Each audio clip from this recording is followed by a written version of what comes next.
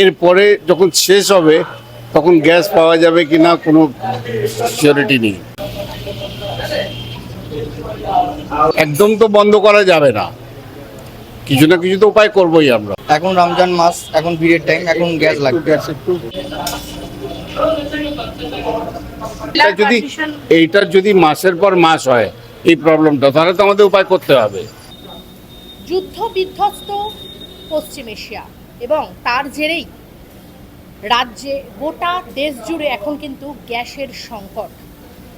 কেন্দ্র থেকে যে গ্যাস মজুত করা যাবে না সে কথাও জানান দিয়েছে এবং এ রাজ্যের মুখ্যমন্ত্রী মমতা বন্দ্যোপাধ্যায় তিনিও কিন্তু গ্যাস যে মজুত করে রাখা যাবে না সে বিষয়ে নিশ্চিত করেছে। আমি এই মুহূর্তে দাঁড়িয়ে রয়েছি ধর্মতলা চত্বরের একটি বিখ্যাত রেস্তোরাঁর একেবারে হেসেলে। সেখানে পরিস্থিতিটা ঠিক কীরকম, কারণ সর্বত্রই যেটা দেখা যাচ্ছে যে গ্যাসের সংকট এবং একের পর এক রেস্তোরাঁর ঝাঁপ বন্ধ হচ্ছে। এখানে কতটা গ্যাস মজুত রয়েছে এবং কতদিন এই রেস্তোরাঁ মানে চালার মতো গ্যাস রয়েছে, তাই আমরা জেনে নেব আজকে। দেখুন, টিল ডেট তো আমাদের স্টক আছে, আমরা চালাচ্ছি। এরপরে যখন শেষ হবে তখন গ্যাস পাওয়া যাবে কিনা কোনো সিওরিটি নেই, কেন সব ডিস্ট্রিবিউটাররা হাত তুলে দিয়েছে, আমাদের কাছে নেই। আর গভর্নমেন্টের শুনেছি, আমার কাছে সার্কুলার নেই, সার্কুলার এসছে যে কমার্শিয়াল গ্যাস শুধু আপনার হসপিটাল আর নার্সিংহোমের জন্য, প্রাইভেট কোনো জায়গায় ইউজ করা যাবে না।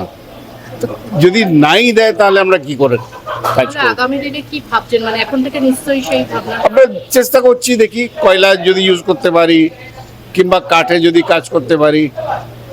একদম তো বন্ধ করা যাবে না, কিছু না কিছু তো উপায় করবোই আমরা। মানে কিছুটা হলেও কমিয়ে চালানো হবে, চালাবো। এখনো পর্যন্ত আমাদের মানে সেরকম কোনো অসুবিধার সৃষ্টি হয়নি। মানে যারা আমাদের গ্যাস সাপ্লাই করে তারা এখনো সেরকম কোনো কিছু বলেনি। এবার দেখা যাক সামনের দিনে কি হয়। কতটা গ্যাস এক এক দিনে আপনাদের দেখুন, ডিপেন্ড করে সেল। এখন রমজান মাস, এখন ভিড়ের টাইম, এখন গ্যাস লাগবে। গ্যাস একটু কনজাম্পশন বেশি। এর পরবর্তীতে যখন গরম পড়বে তখন সেল কম হবে, কাস্টমারের সংখ্যা কম হবে, তখন একটু গ্যাস কম লাগবে। এখন গ্যাস আমাদের চাই। কিন্তু আগামী দিনে তো বিকল্প রাস্তা আপনারা যেটা বললেন যে দেখুন, আমরা করব বললেই সব কিছু তো হয় না, সেটা পারমিশনের ব্যাপারও আছে। তো দেখা যাক কি হয়। আচ্ছা, মানে কয়লার পারমিশন এইটার যদি মাসের পর মাস হয় এই প্রবলেমটা, তাহলে তো আমাদের উপায় করতে হবে। পারমিশন মানে আমাদের যারা এমডি আছেন, চেয়ারম্যান আছেন, ওনাদের সঙ্গে ওনাদের পারমিশন। এমনি কোনো আরও কোনো পলিউশন কোনো পারমিশন আমার মনে হয় লাগবে না। তো পলিউশন থেকে একবার পারমিশন নিয়ে নেবো আমরা। কিন্তু যদি রেস্টুরেন্ট চালাতে হয় তাহলে করতেই হবে, কারণ আমাদের তো কয়লা অলরেডি চলে, আমাদের তন্দুরে তো কয়লা চলছে, আমাদের তন্দুরে অলরেডি কয়লা চলছে। তো সেক্ষেত্রে যেটা মানে দেখা যাচ্ছে শিলিগুড়িতেও একের পর এক হোটেল বন্ধ হয়ে যাচ্ছে। তো এটা তো শিলিগুড়ি কেন, ব্যাঙ্গালোরে খবর আছে একটার পর একটা। কালকে একটা টিভি নিউজে দেখছিলাম, ভূতের রাজা দিলেবর মালিকও বলছে যে আমাদের একটা পর একটা ব্রাঞ্চ বন্ধ হয়ে যাচ্ছে। কারণ এত গ্যাসের কলকাতাতেও প্রায় যোগান, এত গ্যাসের যোগান তো নেইও একদম। কলকাতাতেও প্রায় 20% রেস্টুরেন্ট বন্ধ হয়ে গেছে অলরেডি। যারা যত বড় তাদের অত বড় প্রবলেম। আমার 10টা ব্রাঞ্চ থাকলে আমাদের প্রবলেম বেশি হতো, যেহেতু আমাদের মাত্র 2টো ব্রাঞ্চ, আমরা ম্যানেজ করতে পারছি টিলডে। আমরা কনজামশনের উপরে আমরা চেষ্টা করছি। সকালবেলা এসে সবাইকে বলা হলো যে ইউজ এমনভাবে করবে যাতে আমাদের বেস্টেই না হয়, গ্যাস জ্বলছে চলে যাচ্ছে ওইগুলো না হয়, মানে যতটা মানে আপনাদের বাঁচানো যায়, চলছে যতটা মজুদ আছে তার উপরে যতটা রেশনিং যতদিন করতে পারি।